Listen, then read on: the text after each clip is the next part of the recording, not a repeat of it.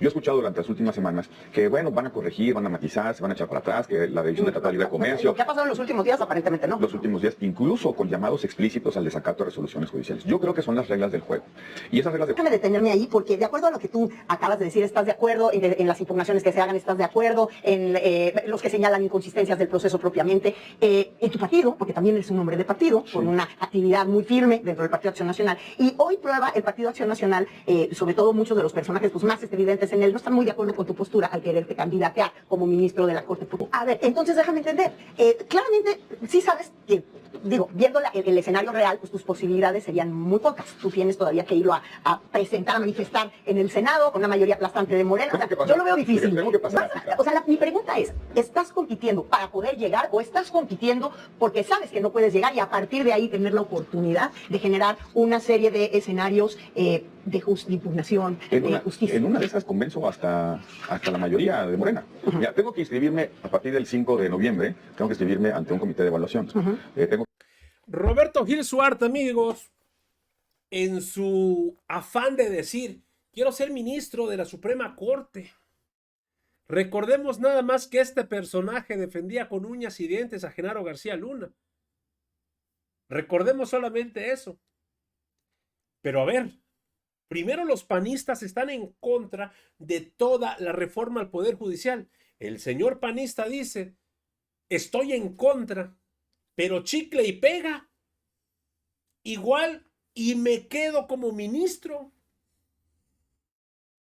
Le rompen por completo las ilusiones diciendo, no vas a poder contra una mayoría tremenda de Morena y sobre todo, porque el pueblo de México ya te conoce. ¿Ustedes creen que el señor Schwartz, como se apellide, tiene oportunidad de llegar a ser ministro cuando puede estar batallando con otros jueces, otros exmagistrados que estuvieron en la Suprema Corte, que han demostrado ahorita el valor que tienen por el conocimiento de la Constitución, por el tema de la jueza, de Nancy Juárez? ¿Ustedes creen que Roberto Gil Suart puede llegar a hacer algo? Al menos acá le rompen toda la idea y le dices, a ver, ¿a qué estás jugando? Sabes que no vas a llegar y de ahí te vas a agarrar diciendo que todo fue un fiasco. Es tremenda esta entrevista, amigos. Vamos a verlo. En un proceso. Pues ha sido muchas cosas, tanto en materia de derecho como en materia política. Has sido legislador, has sido subsecretario de Gobernación, fuiste presidente del Senado, académico, por supuesto, y hoy te quieres dedicar a profundidad al tema de justicia cuando más convulso está. Cuando más convulso está y en un momento prácticamente de refundación, en muchos sentidos, el poder público en nuestro país. Y no para bien. Yo creo que lo que está sucediendo en el Poder Judicial es una destrucción de uno de los pilares fundamentales de México, de la República. Esta reforma no es la reforma correcta, la que México necesita. La gran pregunta que nos tenemos que hacer los demócratas es qué hacemos frente al hecho consumado de que esta reforma sea prácticamente una realidad. Yo comparto y me solidarizo con la defensa que están haciendo los jueces, magistrados, las personas juzgadoras. Creo que tienen razón las impugnaciones que se han presentado, las acciones de inconstitucionalidad y algunas controversias en la Corte. Entiendo que hay razones suficientes para poder revisar a conciencia si esta reforma es pertinente desde el punto de vista constitucional. Yo soy de los convencidos de que sí se puede revisar una reforma constitucional por parte de la Suprema Corte de Justicia de la Nación. Ahí también hay precedentes que a veces se les olvidan. Por ejemplo, el señor Saldívar, hoy coordinador de temas jurídicos de presidencia, antes sostenía que procede el juicio de amparo y que procede las acciones de inconstitucionalidad y ahora se le ha olvidado eso. Yo sí creo que eso debe, que el poder revisor de la Constitución, el poder que puede cambiar la Constitución, está sometido también a la Constitución y a algunos principios, por ejemplo, los derechos fundamentales. Yo creo en eso. Pero lo que me preocupa es si esta reforma se logra consumar, si ya es una realidad dada, si estas son las reglas del juego, ¿qué tenemos que hacer? Yo he escuchado durante las últimas semanas que, bueno, van a corregir, van a matizar, se van a echar para atrás, que la revisión del Tratado de Libre Comercio. ¿Qué ha pasado en los últimos días? Aparentemente no. Los últimos días, incluso con llamados explícitos al desacato de resoluciones judiciales. Yo creo que son las reglas del juego. Y esas reglas del juego serán para adelante, a menos que las podamos cambiar. Y para cambiarlas necesitamos participar. Yo vengo de una tradición política que que se planteó el dilema hace muchos años, qué hacer frente a reglas que pueden ser injustas, inequitativas, frente a procesos electorales con un veredicto ya determinado, con un árbitro capturado por un partido, por el gobierno, por una mayoría. Y la manera en la que nosotros enfrentamos ese dilema fue diciendo, vamos a participar, vamos a crear conciencia de lo que está mal y cómo poderlo corregir. Pero a ver, déjame detenerme ahí, porque de acuerdo a lo que tú acabas de decir, estás de acuerdo en las impugnaciones que se hagan, estás de acuerdo en los que señalan inconsistencias del proceso propiamente, en tu partido, porque también eres un hombre de partido, con una actividad muy firme dentro del Partido Acción Nacional, y hoy prueba el Partido Acción Nacional, sobre todo muchos de los personajes pues, más evidentes en él, no están muy de acuerdo con tu postura al quererte candidatear como ministro de la Corte, porque sería una forma de validar un proceso que propiamente el PAN se ha pronunciado invalidando. Vuelvo al dilema, y esto ya lo resolvió el propio PAN hace muchos años. Mira, Mónica, hoy no tendríamos... Pero hace muchos años las circunstancias eran distintas. No eran distintas. Hace muchos años, hace décadas, había un partido, un monopolio político faccioso, un Estado capturado por un partido hipermayoritario, por una hegemonía. Hoy no tendríamos credencial de elector con fotografía si hace algunos años, en los 80s, no se hubiesen presentado candidatos por parte del PAN a convencer a la gente, a crear conciencia, a apelar a la inteligencia, a movilizar la libertad de los mexicanos, para decirle, fíjense que en los procesos electorales votan los muertos. Y como votan los muertos, ganan los de siempre. Para que no voten los muertos, ¿qué les parece si ponemos una credencial de elector con fotografía? Ese es un bien público que se creó precisamente porque hubo candidatos que se presentaron con reglas injustas, con reglas que no parecían las pertinentes para una democracia. Yo creo que estamos exactamente en el mismo escenario. Es una engañifa este proceso electoral. No Entonces, si es una engañifa, ¿por qué competir? Porque tenemos que, yo creo, Mónica, que lo que hemos perdido, perdimos 3 batallas en el camino.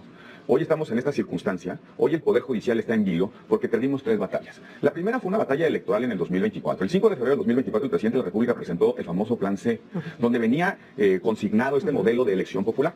Y la verdad no le creímos, dijimos, no se van a atrever, es un absurdo, no hay ningún país en el mundo, en ningún momento histórico que haya planteado una elección de todos sus jueces en todo el país, para todo. El caso de Bolivia, Corte Suprema se ha fracasado 3 veces, en Estados Unidos son jueces literalmente locales, de arbitraje de conflictos prácticamente del condado, no hay ningún referente, se les va a imponer la realidad, gane Claudia o gane Xochitl, y va a haber una reflexión. En el 2024 perdimos, no dimos el debate y por eso hay la percepción de que las urnas validaron esa reforma. La segunda batalla, perdimos una batalla legal, que fue la batalla de la sobrerepresentación, porque no pudimos crear el argumento, la razón pública para los integrantes del Instituto Nacional Electoral y del Tribunal Electoral, que esa mayoría que hoy tienen en el Congreso es una mayoría fraudulenta. Pero perdimos también una batalla parlamentaria. No pudimos sostener el voto que se necesitaba para que la reforma no pasara en el Senado de la República. La pregunta que yo hago, y esa es la motivación principal por la que yo estoy aquí, vamos también a perder la batalla electoral de la primera configuración de los jueces, porque no va a parar esto. A ver, entonces déjame entender.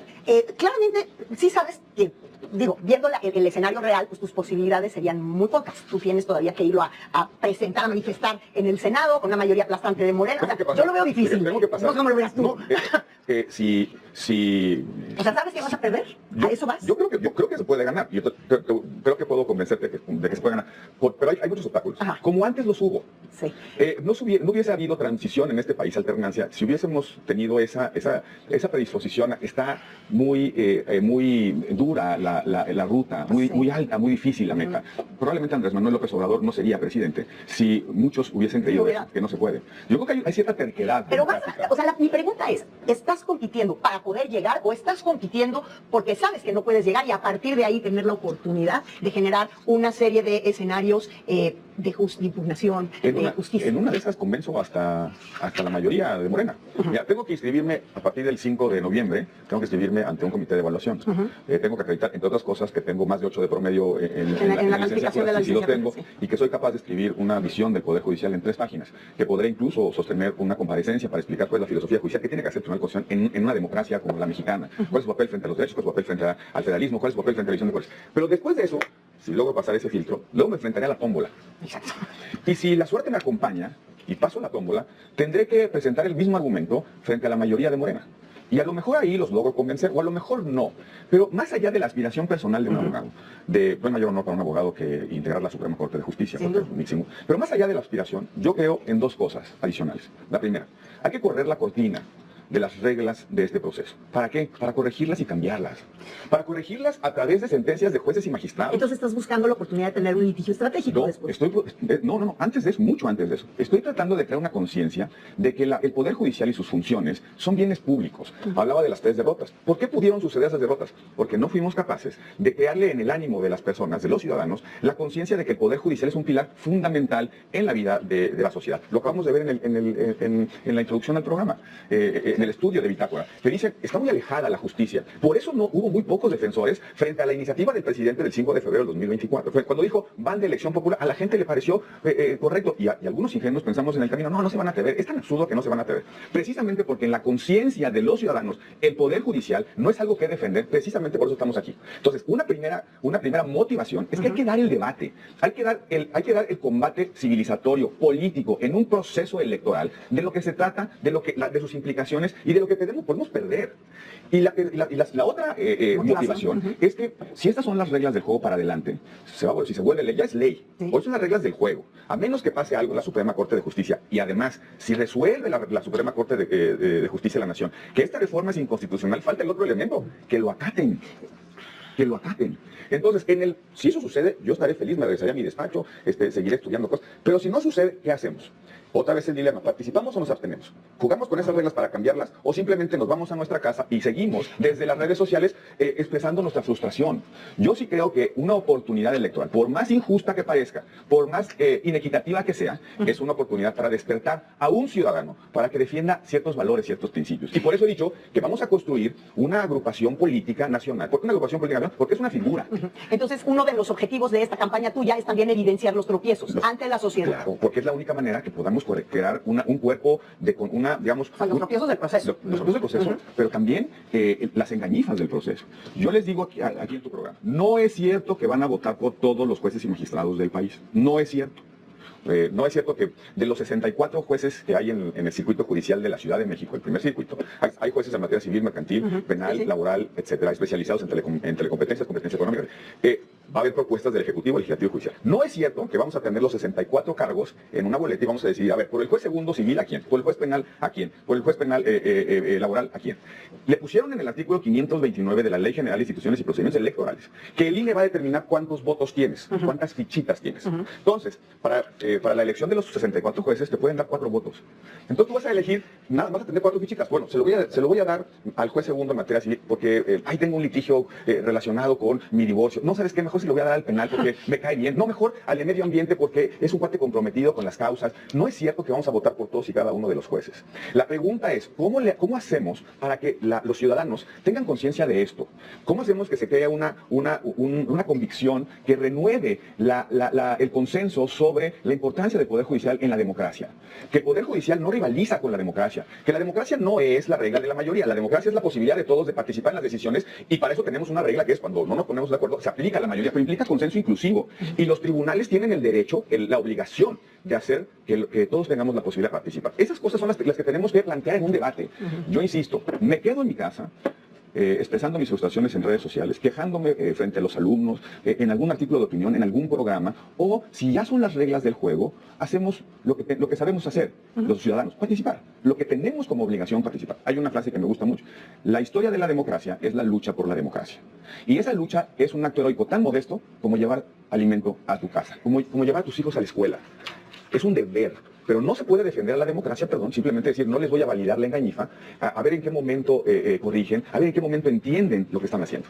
Pues vamos a estar siguiendo muy de cerca este camino nuevo que elige, con el que te quieres candidatear, Roberto Gil Suárez. Dices que empiezas en Chilpancingo, hay que hacer campaña, creo que esto es inédito. Hay que hacer campaña, pero no puedes utilizar recursos públicos ni privados, no hay financiamiento público. ¿Quién va a pagar la tuya, por cierto, de hacerse? No, la ley dice que lo tienes que pagar tu propio patrimonio. Y tú tienes que pagar tu campaña, porque ya dijiste que vas primero a Chilpancingo, luego a Sinaloa, oye, y a Chiapas, tu estado no vas a ir, porque también está bastante convulsionado. ¿Y por qué esas plazas, querida Mónica? Porque también ahí se van a elegir jueces, y se van a elegir jueces en un contexto de violencia. Y no es pertinente decir eso frente a la sociedad, que ahí donde está la violencia colapsando la vida social, vamos a tener que ir a las urnas a elegir un juez que va a estar expuesto a la captura criminal, a que lo maten, como pasó con el alcalde de Chilpancingo, a que lo financien y luego termine siendo parte de la estructura criminal. No sé si visibilizarlo a través de un testimonio pueda cambiar la percepción que hoy tenemos sobre esta reforma. Yo creo que es un engaño. pero son las reglas del juego. Y a mí me enseñaron en la tradición política de la que vengo, que a los tiranos frente a los tiranos no se les arrodilla. Les competimos palmo a palmo, disputamos la conciencia, apelamos a la inteligencia y sobre todo hacemos una convocatoria de libertad. Para cambiar las reglas, a veces hay que obedecerlas. Muchísimas gracias por haber estado Gracias. conmigo esta noche. Y entonces, el mismo Suárez dice, Pues ha sido muchas cosas. está amañado el proceso. Por eso voy a ir. Incluso Mónica Garza se lo dice, oye, entonces ¿a qué vas? ¿Vas a perder? ¿Te estás inscribiendo para perder y después armar tu show? Parece que es lo que va a buscar Roberto Gil Suárez, amigos. Pero al menos le desbaratan la idea de que puede llegar a ser ministro. Alguien ya se lo dijo. Es lo que le espera realmente. Amigos, hasta aquí la información al momento. Espero que haya sido de tu agrado. Si te gusta este contenido y te gustan estos videos, apóyanos suscribiéndote, por favor, y regálanos ese poderosísimo like. Soy Pedro para Radar Informa y gracias por regalarme estos minutos. Nos estamos viendo en una nueva transmisión y recuerden, seguimos evolucionando junto a la 4T. Que sigas teniendo un excelente día.